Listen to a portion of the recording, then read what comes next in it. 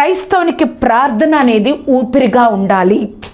క్రైస్తవునికి ప్రార్థన అనేది ఊపిరిగా ఉండాలి. మనము ఈ శరీరానుసారంగా ఊపిరి పీల్చుకోకపోతే మనం బ్రతకలేం. అలాగే క్రైస్తవుడికి కూడా ప్రార్థన అనేది ఊపిరిగా ఉండాలి.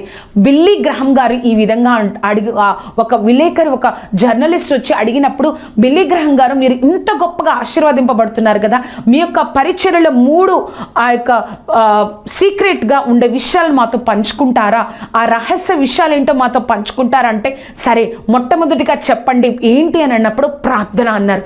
రెండవదిగా బిల్లీ గ్రహం గారు ఆ యొక్క రహస్యం ఏమిటి అంటే ప్రార్థన.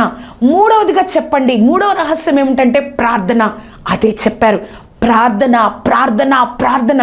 ఇంత గొప్పగా నేను ఆ యొక్క అమెరికా దేశంలో వాడబడడానికి, కొన్ని సంవత్సరాలు వాడబడడానికి ప్రార్థన ప్రార్థన అదే ఒక రహస్యం అని చెప్పారు.